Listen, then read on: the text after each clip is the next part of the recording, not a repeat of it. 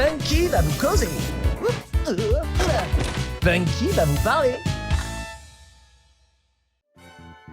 Salut tout le monde! C'est la dernière vidéo de ma trilogie de vidéos consacrée aux jeux vidéo annulés de grande licence. Et pour conclure, nous allons parler du champion de l'Arlésienne, des rois du projet avorté avec des épisodes 3 qui ne sortent jamais. Je parle bien entendu de Valve, créateur de nombreux jeux mythiques comme Half-Life 2, Portal ou Left 4 Dead, mais aussi le responsable de la plateforme d'achat de jeux Steam que vous connaissez forcément si vous avez déjà joué à un jeu vidéo sur votre ordinateur. Steam qui est peut-être justement le responsable de cette tendance qu'a Valve à ne pas aller au bout de ses projets. Nombreux sont les gens qui attendent encore Half-Life 2 épisode 3 ou même Portal 3 depuis déjà quelques années, et une chose est certaine, c'est que les fans de Valve ont tous rapidement appris les vertus de la patience tant ces dernières années, les sorties de jeux se sont fait rares et discrètes. Et ça tombe bien parce que dans cette vidéo, on va s'occuper l'esprit en attendant la possible sortie d'Half-Life 3 très bientôt, en parcourant justement les différents projets de Valve qui n'ont pas encore vu le jour, mais aussi tous les jeux dont on sait qu'ils ont été définitivement abandonnés. Et croyez-moi, il y en a un sacré paquet. Et oui, installez-vous parce qu'on va autant parler d'Half-Life 2 épisode 3 que de Half-Life 3 et même d'un troisième Portal,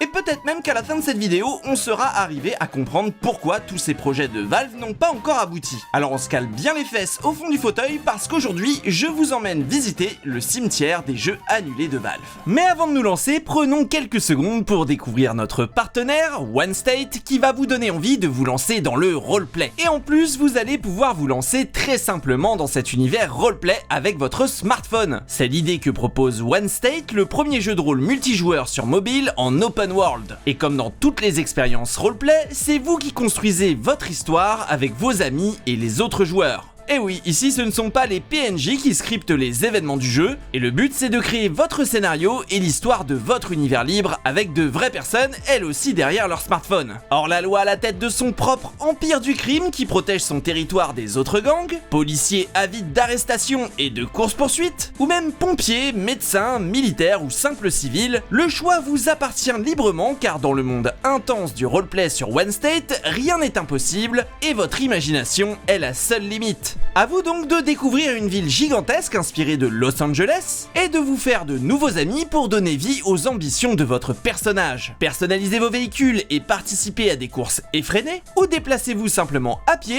et vivez votre vie d'honnête citoyen. Comme dans tout bon roleplay, le choix vous appartient. Et en plus, depuis la dernière update, vous pouvez écouter de la vraie musique grâce aux radios du jeu, ce qui change complètement l'ambiance. Alors pour commencer à découvrir ce jeu vidéo dont vous êtes le héros, téléchargez dès maintenant OneState sur votre mobile en scannant le QR code à l'écran ou cliquez simplement sur le lien dans la description, et surtout n'oubliez pas d'entrer le code PUNKY pour gagner directement 10 000 $ en jeu. Aussi n'hésitez pas à vous rendre sur onestate.com, vous pourrez y trouver des bonus quotidiens et des offres exclusives que vous ne trouverez que là-bas. C'est largement de quoi bien vous lancer dans le jeu et vous aider à commencer votre nouvelle vie dans OneState, que je remercie pour avoir accepté d'être le partenaire de cette vidéo.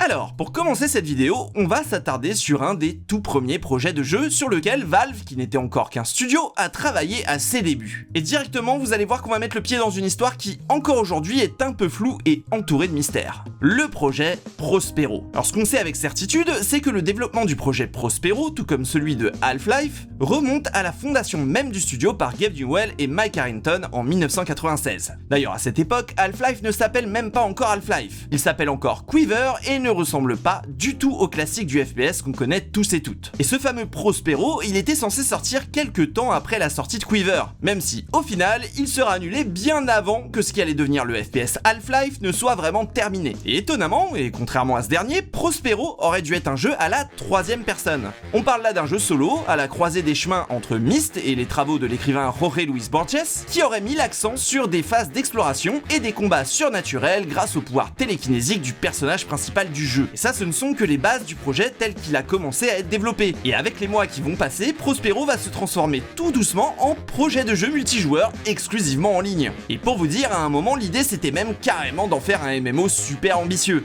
Imaginez le concept, chaque copie du jeu serait hébergée sur son propre serveur et on aurait pu rejoindre les autres serveurs en traversant un hub nommé la bibliothèque. Oui, Valve a bien tenté de monter un MMO et ils ont même commencé à développer tout un tas de petits systèmes liés à l'aspect online de Prospero, comme par exemple trouver des amis, chercher des serveurs, télécharger des maps créées par la communauté, toute une toile d'outils très bien fichue qui aurait dû se retrouver implantée dans la fameuse bibliothèque et qui aurait servi à connecter les joueurs entre eux. Alors on pourrait tout simplement croire que s'il a été annulé avant la sortie d'Half-Life, c'est justement parce que Valve a préféré se concentrer sur ce dernier, mais en fait pas du tout. Il a été annulé après que des développeurs soient allés à de nombreuses expos où sont présentés les futurs jeux vidéo à paraître, quand ils ont constaté par eux-mêmes que beaucoup de jeux ressemblaient déjà à ce qu'ils voulaient faire avec Prospero. Et ouais, en 97, Valve, ils étaient pas du tout les seuls à avoir eu l'idée d'un jeu massivement multijoueur avec ce genre de fonctionnalité communautaire. Et par exemple, Blizzard à cette époque était déjà en train de travailler sur un certain Project Nomad, qui allait plus tard devenir World of Warcraft. Alors malgré tout, la totalité de ce travail sur Prospero n'aura pas forcément servi à rien, puisque toutes les fonctionnalités communautaires dont j'ai parlé plus tôt, elles ont toutes plus ou moins été réutilisées dans les premiers jeux en ligne de Valve, comme Counter-Strike par exemple, mais aussi plus globalement sur leur plateforme Steam, qui a toujours mis l'accent sur son aspect communautaire très développé, et je pense que sans Prospero, on aurait peut-être eu un Steam très différent, sans workshop ou hub de la communauté. Alors c'est très dommage pour Prospero, mais vous allez voir que parmi tous les projets annulés de Valve, il y en a très peu dont le développement aura été fondamentalement inutile. Alors dans ma vidéo sur les jeux PC adaptés sur console, je vous avais déjà parlé de la version annulée de Half-Life pour la Dreamcast par exemple. Cette toute première version console avait été développée par Gearbox avec l'aide de Captivation Digital Laboratories, un studio made in Sega créé principalement pour exploiter les capacités de la Dreamcast. Et bien il faut rappeler qu'en plus d'être un portage complet du jeu original, il était prévu en complément la création d'une toute nouvelle campagne bonus centrée sur le point de vue d'un garde de la sécurité de Black Mesa, Barney. Et je ne parle même pas de ce qui concerne toutes les expérimentations multijoueurs prévues pour ce portage console. À l'époque, le multijoueur en ligne c'est le fer de lance de la Dreamcast et les équipes vont tout tenter pour proposer un mode multijoueur en ligne pour Half-Life via les serveurs de SegaNet. Et à l'époque, il était même prévu d'avoir des maps et des modes multijoueurs de la version PC, dont certains directement tirés de Team Fortress Classic ou même d'Opposing Force. Bon bah cette version Dreamcast, bien que quasi terminée, elle sera annulée. Et la nouvelle campagne bonus, elle n'aura pas été développée pour rien, puisque juste après l'annulation de la sortie d'Half-Life sur Dreamcast, Valve annoncera que cette campagne allait sortir en tant qu'extension pour le premier jeu sur PC. Donc encore une fois, le travail sur cette version Dreamcast n'aura pas servi à rien. Bon et puis la bonne nouvelle, c'est que depuis 2013, il est possible de jouer à ce portage Dreamcast contenant des versions complètes d'Half-Life et de Blue Shift. En plus de ça, les fans s'amusent à implémenter tout un tas de campagnes et de modes créés par la communauté sur cette version jamais sortie. Alors autant vous dire que même si elle a été annulée il y a plus de 20 ans, cette version Dreamcast a encore de l'avenir devant elle. Mais je me souviens tout de même à l'époque avoir été content que Blue Shift fasse partie de ces projets sauvés au dernier moment. Surtout quand on voit ce qui est arrivé à d'autres projets d'extension pour le premier Half-Life. Je pense notamment à ce projet de spin-off prévu à la même période qui aurait dû vous permettre d'incarner un personnage du même type que le G-Man.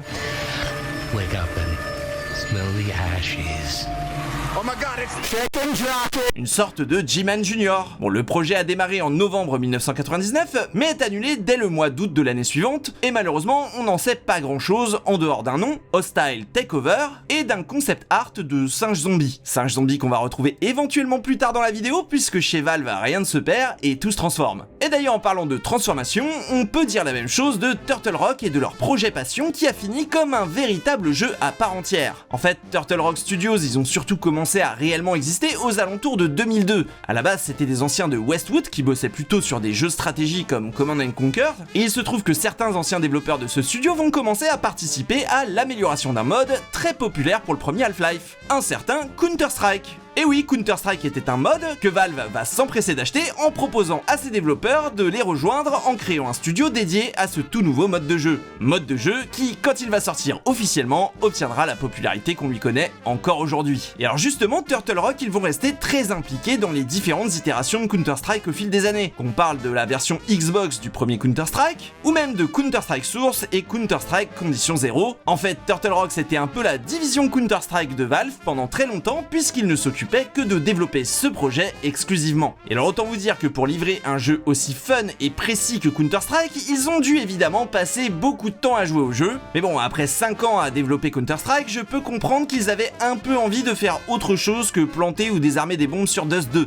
c'est pour ça que sur leur temps libre, l'équipe va régulièrement créer des modes de jeu inédits, juste pour leur petit plaisir personnel, en ne changeant que quelques règles et en ajoutant quelques routines un peu nouvelles aux bots gérés par le soft. Et en fait, c'est en créant une variante de leur jeu, où les bots attaquent à vue, qu'ils vont trouver la recette d'un jeu en coopération très fun à plusieurs. Ce mini-jeu, ils le créent pour y jouer ensemble au studio à la base, mais ils vont progressivement commencer à le présenter comme un véritable projet et mettre véritablement les mains dans le cambouis dès 2007. Et ce projet, il va devenir le Left 4 Dead que nous connaissons tous. D'ailleurs, sachez qu'il est possible aujourd'hui de découvrir cette première version concept du futur Left 4 Dead, puisque depuis, il a été rendu disponible via une mise à jour de Counter-Strike Condition 0. Et effectivement, quand on se plonge dans cette version encore balbutiante, on comprend vite comment chez Turtle Rock, on a pu y voir du potentiel de fun infini. La suite, évidemment, vous la connaissez, après un deuxième Left 4 Dead, Turtle Rock, qui restait un studio à part entière, va s'éloigner de Valve, qui ne souhaitait pas produire de Left 4 Dead 3, et c'est ça qui va les pousser à trouver de nouveaux éditeurs pour sortir deux nouveaux jeux, d'abord Evolve pour le compte de 2K, puis Back 4 Blood chez Warner Interactive, deux énormes beats qui confirmeront par ailleurs l'intuition de Valve concernant ce troisième épisode de Left 4 Dead.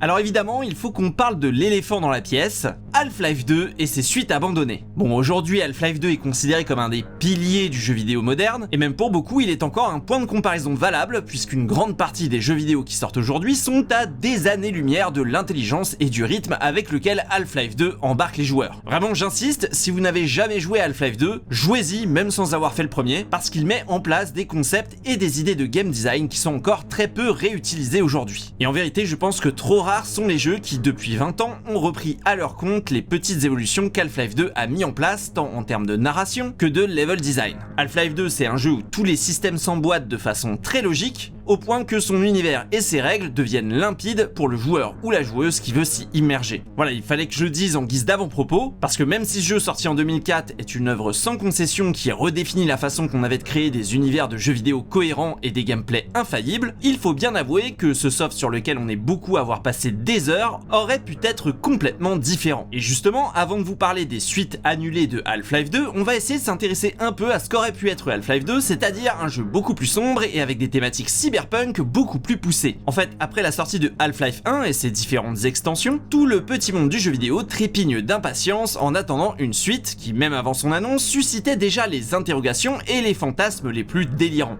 À ce moment-là, Half-Life est sorti il y a déjà 5 ans, et la suite est censée sortir justement cette année, en 2003, selon le planning que Valve avait dévoilé à la presse. Journalistes, modeurs, modeuses, joueurs, joueuses, tout le monde attend Half-Life 2, et parmi tout ce petit monde, il y a une personne qui l'attendait sans doute un peu plus impatiemment que le reste du monde. Son nom, c'est Axel Gembe, un jeune adolescent résidant en Allemagne, et grâce à ses skills en hacking, il va réussir à se connecter au serveur de travail de Valve. Je ne m'attendais pas du tout à ce que ça donne quelque chose, et la première étape fut facile. En fait, c'est presque arrivé par accident. Après quelques semaines, il comprend donc que Valve n'a pas détecté sa présence et il en profite pour aller un peu plus loin. Résultat, il arrive à récupérer une version jouable du Half-Life 2 qui est toujours en développement, ainsi que la totalité des assets et des maps créés pour le jeu, et même pour d'autres jeux Valve comme Counter-Strike ou Team Fortress. Alors c'est une belle trouvaille, mais il va faire l'erreur de s'en vanter auprès de quelques-uns de ses amis, avec lesquels il va tout partager sans vraiment se poser de questions. Je n'y ai pas réfléchi. Bien sûr, c'était un peu pour me la péter. Mais la personne avec qui je l'ai partagé m'a assuré qu'elle le garderait pour lui. Mais il n'a pas fait ça. Et ce n'est que quelques jours plus tard, le 4 octobre 2003, en voyant que tout ce qu'il avait récupéré sur les serveurs de Valve avait déjà fait tout le tour d'internet, qu'il va amèrement regretter son geste. Parce qu'en plus d'avoir leaké une version non terminée du jeu que tout le monde attendait à ce moment-là, Axel Gembe a aussi involontairement foutu un bazar pas possible chez Valve, en dévoilant par la même occasion que le Half-Life 2 qui devait sortir à peine quelques mois plus tard n'était absolument pas prêt. C'est donc la panique totale chez Valve qui va devoir annoncer devant le fait accompli que la sortie de Half-Life 2 va devoir devoir être repoussée de quelques mois. Une annonce qui intervient au pire moment pour Valve, qui se retrouve en plus ridiculisé par la faible sécurité de leur serveur auquel un pirate avait réussi à se connecter, et par le fait que le contenu qui avait leaké contenait aussi du code de certains de leurs partenaires. Ajoutez à ça que le public était désormais bien au courant que Valve avait menti sur l'avancement de leur jeu, et ben on se retrouve donc avec des développeurs qui vont devoir cruncher encore plus fort quelques mois de plus pour faire amende honorable, et un studio déterminé à trouver le coupable et à le faire payer les 250 000 $ de dommages causés par la situation. Et oui, dans une situation comme ça, le premier réflexe c'est toujours de trouver à qui la faute. Et ils vont très bien chercher. Gabe Newell va même faire des appels publics à la dénonciation sur différents forums dédiés à Half-Life pour retrouver le petit malin qui avait pénétré leur serveur. Et en fait, ils n'auront pas à chercher bien loin, puisque Axel, visiblement dépassé par la situation, va se dénoncer lui-même, 5 mois plus tard, dans un mail qu'il va directement envoyer à Gabe Newell. Il y explique qu'il n'a pas dévoilé lui-même les datas volées, et qu'il n'avait aucune intention de nuire à la compagnie, dont il est un grand fan. Il explique que tout ça, c'est de la faute des copains avec qui il avait partagé ses découvertes, et il se propose même de travailler avec Valve pour combler leurs failles de sécurité, parce que vraiment, il le rappelle, c'est un très grand fan. Je voulais qu'il sache qui avait fait ça, et aussi que je n'ai jamais voulu que les choses se passent comme ça.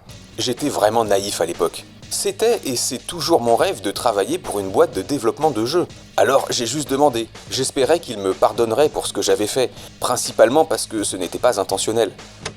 Et à sa grande surprise, il va recevoir une réponse positive par mail quelques jours plus tard. Valve est intéressé et demande même une première conversation au téléphone. Génial. Eh ben non, pas si génial. En vérité, Valve, là, ils sont en train d'essayer de profiter de la situation pour le faire venir d'Allemagne jusqu'à Seattle afin de participer à un entretien d'embauche qui était évidemment un énorme stratagème mis en place en collaboration avec le FBI, le but étant de le faire arrêter par les fédéraux à la seconde où il aurait mis les pieds dans les locaux du studio. Un énorme piège dont ils n'auront même pas besoin au final, puisqu'Axel sera arrêté par la police allemande à son domicile en Allemagne bien avant ça. Bon, Valve de leur côté, ils vont revoir une grande partie de leur copie et ils finiront par sortir un Half-Life 2 très différent de ce qu'on avait pu voir dans les leaks et les différents trailers sortis avant cette période. On peut voir par exemple dans cette version leakée de nombreux éléments qui vont finir par disparaître avant la sortie du jeu et d'autres qui vont complètement être transformés comme la tenue d'Alix par exemple qui a été revue avant la sortie du jeu. C'est le cas aussi par exemple du cadre même du jeu avec certes toujours ce concept de ville autoritaire mais qui aurait dû être beaucoup plus sombre, rappelant bien plus un cyberpunk nocturne que la Cité 17 que nous connaissons. On parle aussi de personnages qui ont été supprimés ou simplement remaniés pour que le scénario du jeu soit plus fluide. On y voit aussi des décors et des niveaux entiers quasi terminés qui ne seront pas conservés dans le produit final, mais aussi des armes, des ennemis supprimés avant la sortie, comme par exemple ces tentacules électriques qui avaient été montrés dans les trailers mais qui sont totalement absents du Half-Life 2 que nous avons tous acheté. En fait, toutes ces données leakées, elles ont surtout motivé, année après année, les archéologues du jeu vidéo et notamment les fans de Valve à s'imaginer ce que Half-Life 2 aurait pu être avant les leaks, et le contenu bêta de Half-Life 2 fait encore aujourd'hui fantasmer de nombreux fans du jeu tant ils sont différents du jeu que nous avons tous connu. Mais malgré tout, faut savoir qu'il y a du contenu de ces bêtas que nous avons bien connus, comme par exemple le personnage d'Odell, le capitaine d'un bateau nommé Hyperborea. Et bien son bateau resservira de base pour le fameux Borealis, et son modèle 3D de personnage deviendra celui du colonel Odessa dans Half-Life 2. Et pour vous dire, il y a même du contenu bêta que nous avons vu de nombreuses fois passer sans s'en rendre compte, tout simplement via le nombre absolument dingue d'assets non utilisés dans le jeu qui a fini par servir pour la communication autour de Half-Life 2, qu'on parle de screenshots à l'arrière de la boîte, sur la page Steam du jeu, ou même tout simplement quand on parle de la jaquette officielle du jeu. Et Axel Gamebeu dans tout ça, eh bien au moment où il attend son procès, il va commencer à mettre pas mal d'ordre dans sa vie, et quelques dizaines de mois plus tard, après 7 heures d'un procès auquel personne de chez Valve n'assistera, une sentence de 2 ans de prison avec sursis sera prononcée à son encontre, principalement pour avoir pénétré illégalement dans les serveurs du studio, puisque personne n'avait réussi à prouver que Axel avait bien diffusé les datas confidentielles sur internet lui-même. Mais cependant, même avec les années qui passent, Axel regrette toujours son geste qu'il considère clairement aujourd'hui comme une erreur de parcours.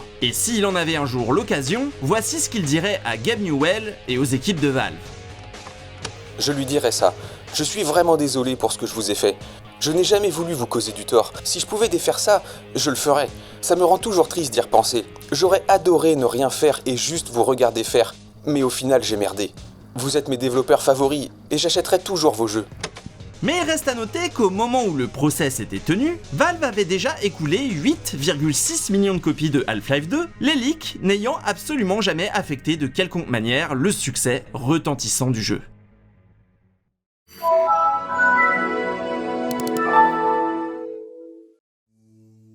Alors après la sortie en grande pompe du jeu, les développeurs de chez Valve se remettent doucement du cycle de développement de Half-Life 2 qui a duré, comme on l'a vu, un tout petit peu plus longtemps que prévu. Entre la création du moteur source, les leaks et les retards, il aura fallu 6 ans à Valve pour accoucher de la suite du premier Half-Life, qui lui pour le coup n'avait bénéficié que de 16 mois de développement. Et il faut dire ce qui est, à cette période dans l'équipe, une fatigue et une certaine lassitude ont vite commencé à se faire ressentir. Après avoir travaillé sur Half-Life 2 pendant 6 ans, on a décidé que nous ne voulions plus nous enfermer pendant si longtemps. C'est pour ça qu'on a commencé à faire des épisodes.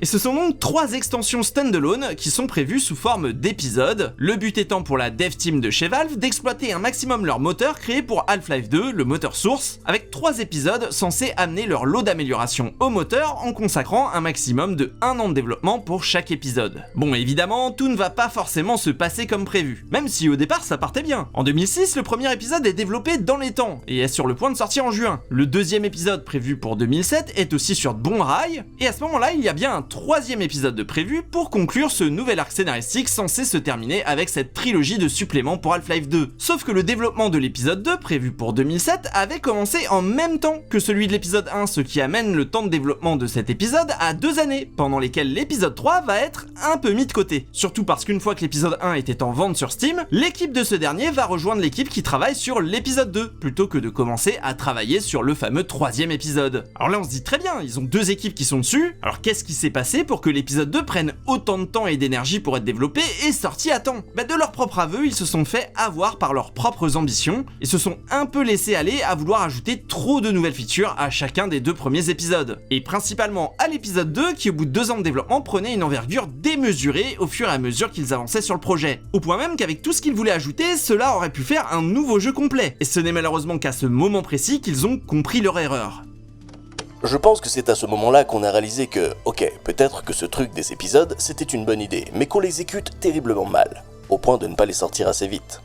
Et après la sortie de l'épisode 2 en temps et en heure, mais non sans mal, l'équipe va décider de complètement repenser leur façon de travailler sur l'épisode 3 et proposer quelque chose de plus ambitieux. C'est à ce moment que chez Valve on bricole quelques prototypes, notamment pour tester de nouvelles mécaniques plutôt alambiquées. Par exemple, il était possible de détruire les objets et chaque item détruit aurait laissé derrière lui une ressource, de l'électricité, du bois ou des matières organiques, un peu comme dans un jeu de craft à la Minecraft. Et on aurait donc pu utiliser ces ressources pour améliorer le robot chien, lui créer des tourelles automatiques, des boucliers, pour des séquences se rapprochant d'un tower defense. En fait, ils bossent sur plein d'autres petites features un peu curieuses et totalement nouvelles par rapport à ce qu'avait proposé Half-Life 2 jusqu'ici. Et si vous êtes un peu curieux de tester toutes ces features, sachez qu'un mode créé par les fans propose un aperçu de ce que ces nouvelles mécaniques auraient pu donner en jeu. Bon après, comme vous le savez, ces pistes n'ont rien donné, malgré le fait que Valve ait décidé de ne pas se donner de deadline pour donner une fin à la trilogie d'épisodes prévue à la base. Surtout que l'épisode précédent finit par un énorme cliffhanger et que le public attend de connaître la fin de l'histoire. Ils décident donc de prendre leur temps et même de travailler à côté sur d'autres projets pour la licence Half-Life. Et ouais, depuis la sortie d'Half-Life 2 et même avant que la trilogie d'épisodes soit prévue pour ce dernier, d'autres jeux épisodiques étaient censés sortir, des épisodes ne suivant pas la trame débutée par Half-Life 2 et proposant des histoires parallèles, des sortes d'épisodes spin-off.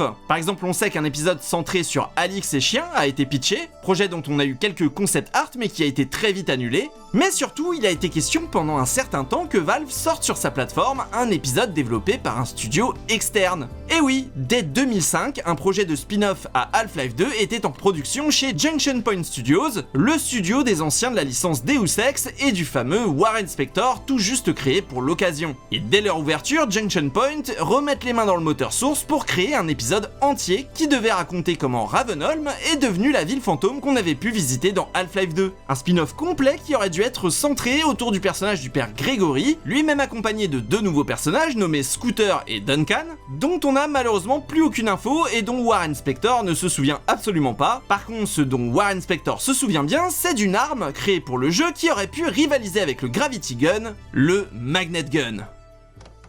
À l'époque, Valve s'intéressait vraiment au contenu épisodique. Nous travaillions sur un épisode destiné à combler l'une des lacunes de l'histoire de Half-Life. Nous essayions donc d'étoffer une partie spécifique du monde de Half-Life, et nous avons créé un nouvel outil. Un outil que nous avons élégamment appelé le Magnet Gun, dont j'aimerais toujours qu'il fasse quelque chose. Nous avons imaginé de nombreuses façons d'utiliser un pistolet magnétique qui était complètement différente de tout ce que Valve avait fait et dont l'utilisation était vraiment libre. Et donc ils vont bosser 2 ans sur ce projet qui était bien parti mais qui n'était pas encore prêt à sortir, jusqu'à ce qu'un certain Disney ne vienne casser l'ambiance. Valve est intervenu et nous a sauvés, franchement. Nous avons développé des concepts pour eux pendant 1 an, voire 2. Dans le même temps, je travaillais pour Disney sur ce qui est devenu Epic Mickey. C'était assez fou, mais le noyau de cette équipe est resté avec moi, et nous avons fini par faire des choses assez cool avec Disney. Alors bon, là c'est à vous de me dire dans les commentaires, vous auriez préféré quoi, un épisode d'Half-Life 2 par l'équipe derrière Deus Ex, ou Epic Mickey 1 et 2, surtout le 2 ? Allez, pour vous aider, un indice sur votre écran.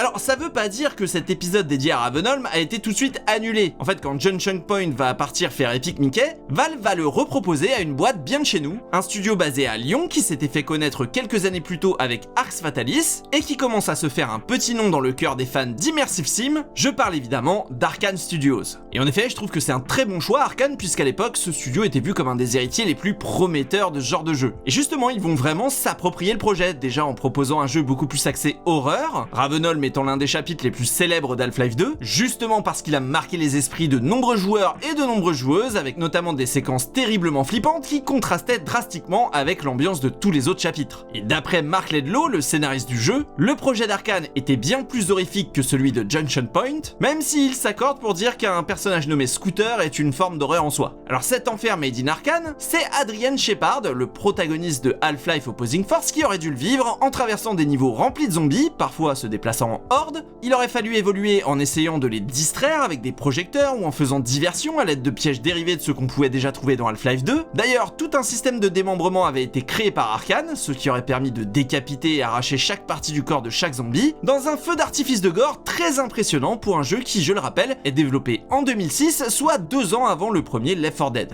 En fait, on voit tout de suite qu'Arcane est très impliqué dans la sauvegarde de ce projet commencé par leurs aînés, et qu'ils ont mis énormément d'efforts à proposer très rapidement beaucoup de mécaniques nouvelles pour ce qui est à l'époque pour eux un projet passion.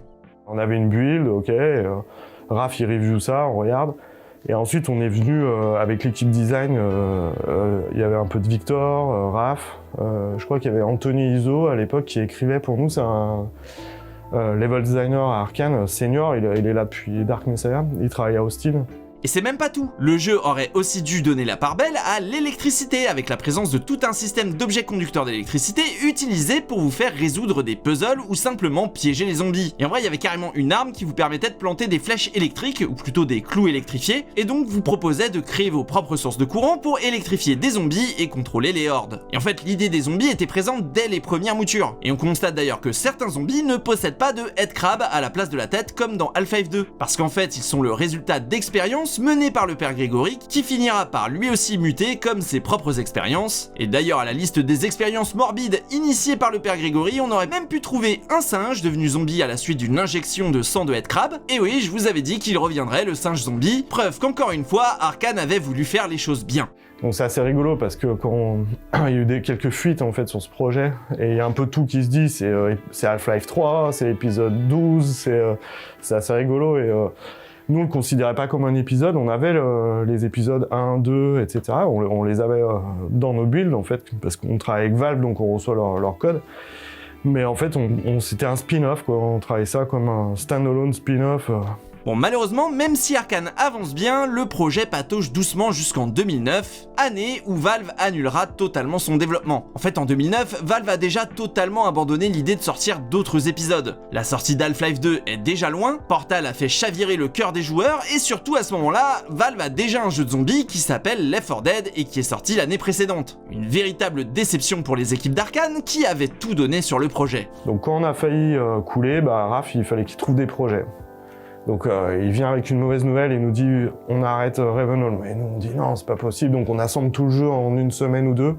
Et on dit mais tiens regarde, alors il renvoie à Valve, mais regardez c'est bien, mais ils avaient pris leur décision, donc c'était comme ça. Paf, tout, on a fait une build en se disant allez ils vont continuer, mais ils avaient pris leur décision que je respecte. Et tant qu'on parle des épisodes, oui, à ce moment-là, même Half-Life 2 épisode 3 est considéré chez Valve comme de l'histoire ancienne. Et ce, malgré les larmes chaudes des fans qui repensent en boucle au terrible retournement de situation de la fin de l'épisode 2. Non, vraiment, sale histoire. Ajoutez à ça le fait que Gabe Newell ne voulait pas sortir un épisode 3 juste pour continuer l'histoire, et vous obtenez tous les ingrédients pour que Half-Life 2 épisode 3 ne devienne qu'un lointain souvenir. Nous nous sommes aperçus que nous étions de plus en plus dans une idée du genre « mettons toujours plus de choses dans ce jeu, vu que nous voulons le rendre aussi bien que possible ». Puis nous avons réalisé que ces épisodes se transformaient progressivement en véritables suites. Et suite il y aura, suite au pluriel même. Et un peu plus tard chez Valve, on rêvera même d'un Left 4 Dead 3 Open World qui aurait pu se passer au Maroc, mais surtout dès 2013, c'est Half-Life 3 qui est mis en production, et alors là les nouvelles idées fusent chez Valve. Outre les concept art qui commencent à être dessinés, les grandes lignes du scénario qui se mettent en place, on parle de vraies petites révolutions de gameplay, comme par exemple un système avec des niveaux générés procéduralement pour chaque exemplaire, l'idée étant surtout de pouvoir dire pour la première fois d'un jeu que chaque copie est unique. On parle aussi pêle-mêle d'un nouvel outil, censé modifier la physique même des objets, notamment leur poids, et pour cette grande occasion, on rappelle même l'acteur qui avait prêté ses traits au G-Man pour le scanner en 3D, et du coup l'acteur il est venu en costume s'il vous plaît. Bref, encore une fois chez Valve, on a des idées ambitieuses pour Half-Life 3, et ce dès le tout début du développement qui va durer à peu près 1 an avant d'être annulé en 2014. Et ouais, en fait le problème c'est que chez Valve, on ne veut pas se lancer dans ce projet grandiose avant que Source 2 ne soit totalement abouti, ce qui n'était pas vraiment le cas à l'époque. Cependant, le moteur Source 2, en fait, il est presque prêt, et pour Half-Life 3, ce n'est donc que partie remise.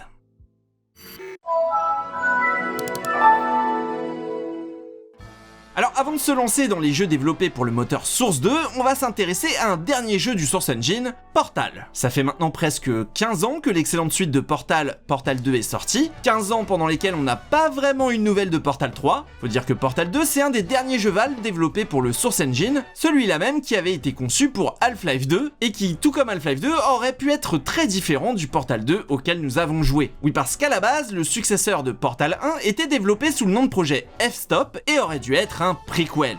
Et F-Stop c'est en référence à la mesure de la profondeur de champ sur un appareil photo, aperture, vous l'avez. Bon, les fans de Portal ont tous entendu parler de F-Stop, mais il y a eu du nouveau, donc je trouvais qu'il était bon de revenir sur ce qui aurait pu prendre la place de Portal 2. Parce que même si j'adore Portal 2, je trouve qu'un prequel aurait pu être bien plus intéressant qu'une suite. Bah ouais, il faut le dire, le premier Portal pose plus de questions qu'il n'apporte de réponses, et un prequel pour remonter aux origines d'Aperture me sauce particulièrement. D'ailleurs, dès la création du projet F-Stop, il était convenu de mettre en scène son créateur, Cave Johnson, mais avant d'en parler plus en détail, revenons aux origines du projet. Le projet F-Stop, il fait partie d'une série d'expérimentations à l'initiative de Gabe Newell menée chez Valve après la sortie de la Orange Box. C'était des petits projets ou des démos destinés à amener de nouvelles idées d'innovation et de game design pour les futurs jeux du studio. Et oui, il faisait ça à la place de faire l'épisode 3 d'Half-Life 2 en espérant peut-être se débloquer et trouver une idée pertinente pour ce dernier. C'est une période d'incubation qui a duré 4 mois et qui a vu naître 5 démos bourrées d'idées nouvelles dont F-Stop fait partie, mais dont il sera le seul à vraiment ressortir après la fin de cette période de recherche et d'expérimentation en 2007. Et après le succès du premier Portal, qui à lui tout seul a dû faire acheter des tonnes d'Orange Box, il est normal que notre bon Gabe ait été séduit par l'idée d'une suite à ce succès. En tout cas, il y avait de quoi faire oublier à l'équipe qu'ils avaient un épisode 3 à sortir.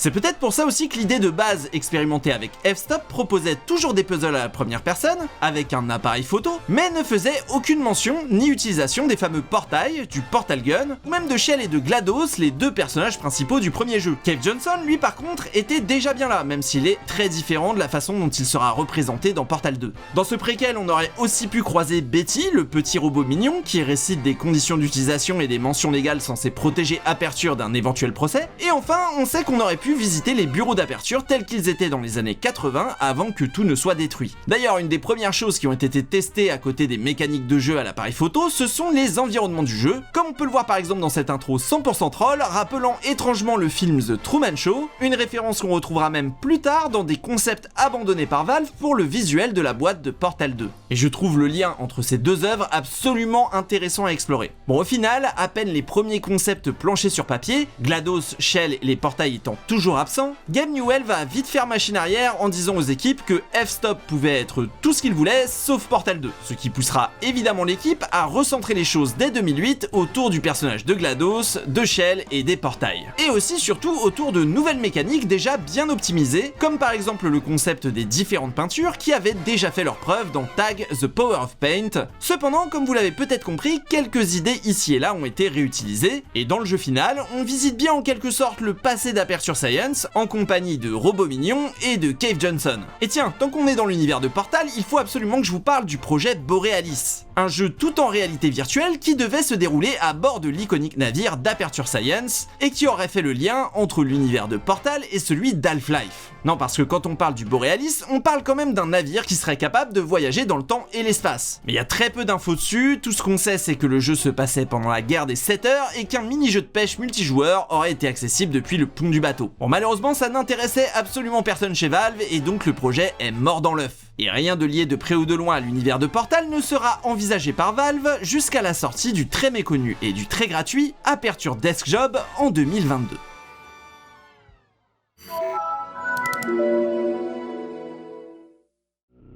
Ah, nous en venons enfin au moteur Source 2 et au futur de Valve. C'est un moteur qu'on a pu voir pour la première fois en action en 2015 quand Dota 2 a été porté dessus depuis le moteur Source original. Il aura aussi servi pour le jeu de cartes Artifact. Mais il aura fallu attendre 2023 et Counter-Strike 2 pour voir enfin ce moteur faire tourner un FPS. Bon, cependant, depuis la sortie de Counter-Strike 2 et de Half-Life Alyx, Valve n'a pas sorti énormément de jeux avec ce moteur malgré de nombreux projets, alors que pourtant ce ne sont pas les idées qui manquaient. Par exemple, on sait que Valve avait dans les cartons un jeu multijoueur en ligne basé sur des héros comme Overwatch ou Valorant.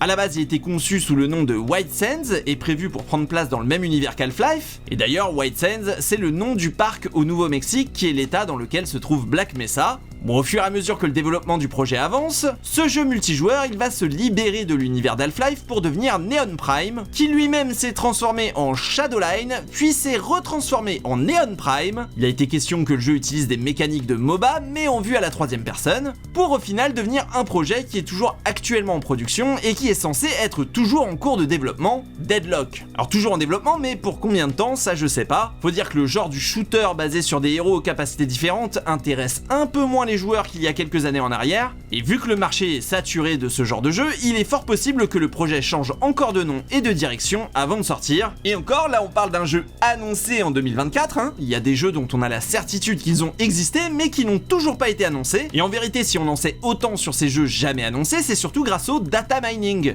une technique qui consiste à explorer tout le contenu des jeux et principalement de leur mise à jour, car souvent c'est en mettant les mains dans les tréfonds du code et dans les milliers d'assets d'un jeu qu'on peut y trouver des indices sur ce qu'un éditeur prépare. C'est par exemple le cas du projet Half-Life Citadel. Alors on ne sait pas si c'est encore en production aujourd'hui, mais on est certain que ça l'a bel et bien été il y a quelques années, en tout cas au moins jusqu'à 2021. On a très peu d'infos sur ce jeu prévu pour être joué en VR, à part que ça aurait dû être un mix entre du FPS et de la stratégie en temps réel, un projet qui aurait sans doute proposé quelque chose de vraiment novateur puisqu'il était prévu pour du jeu en coopération. D'ailleurs les data miners en ont parlé comme étant l'enfant bâtard de Left 4 Dead, d'Alien Swarm et de Half-Life. Ah oui, Alien Swarm mentionné. Et bon, Valve a eu beau très vite démentir qu'il travaillait sur un quelconque jeu du genre, ça n'a jamais fait disparaître les fuites dû à un data mining intense du jeu par une vraie communauté galvanisée par quelques youtubeurs mais tous désormais dédiés à la tâche qui ne se sont jamais arrêtés. Alors cette pratique du data mining ça a pratiquement toujours existé, mais il faut dire que ces dernières années les mineurs sont de plus en plus organisés et efficaces, surtout en ce qui concerne les jeux de Valve.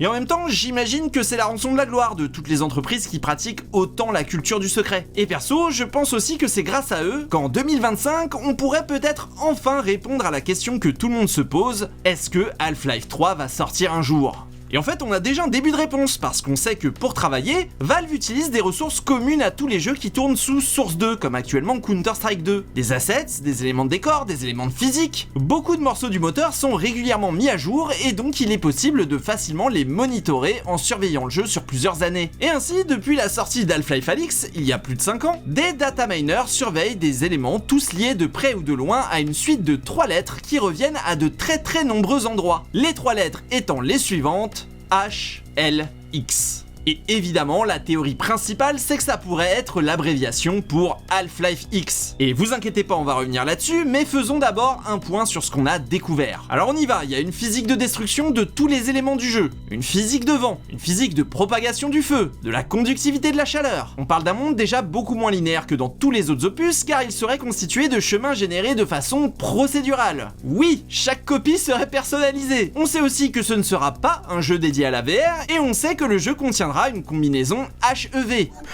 Greetings to the Freeman. I need to sell your HEV suit.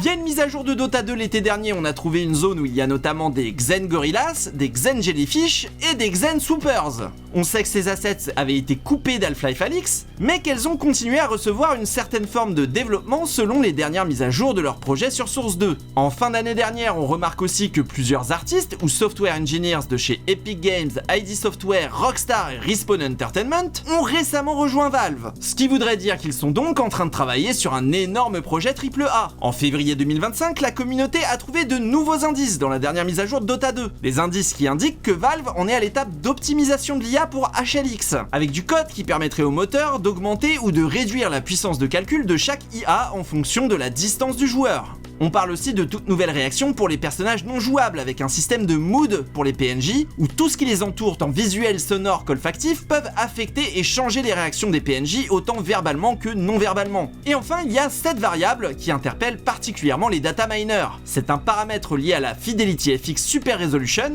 FSR3 pour les intimes. C'est une technologie d'upscaling et de génération d'images pour améliorer les performances du jeu, et effectivement ça a du sens d'utiliser cette technologie en fin de développement d'un jeu quand tout le contenu mécanique et physique est terminé. Au point même qu'actuellement tout le monde est en train de dire que le jeu va être annoncé en 2025. Et ça pourrait être confirmé par le fait que Mike Shapiro, le doubleur du G-Man et de Barney, avait posté une vidéo le 31 décembre 2024 sur Twitter où il prend la voix du G-Man pour souhaiter une bonne année et souhaiter que ce prochain quart de siècle nous donne des surprises imprévues, une vidéo sur laquelle il finissait en disant « See you in the new year ». Non, vraiment tous les faisceaux se dirigent vers une annonce au moins cette année. Par exemple, en février dernier, un utilisateur Reddit a découvert un nouvel identifiant lié à un jeu Valve pas encore annoncé sur la SteamDB. Et c'est également de cette manière qu'on avait appris l'existence d'Half-Life Alyx bien avant son annonce. Et puis encore récemment, en avril 2025, il y a un concept artiste de chez Valve, dont je ne vais pas essayer de prononcer le nom, qui a récemment fait savoir au cours d'un podcast qu'il était dans la même pièce où Valve travaillerait sur Half-Life 3. Il confirme que ce n'est pas leur première tentative de faire le jeu et il n'est pas certain que le jeu sortira un jour, sachant que Valve ne sortira le jeu que lorsque le jeu sera à la hauteur de leurs standards qui sont toujours très élevés. Et enfin pour finir, ce mois-ci, en mai 2025, il y a Tyler McVicker, un des plus gros data miners en activité,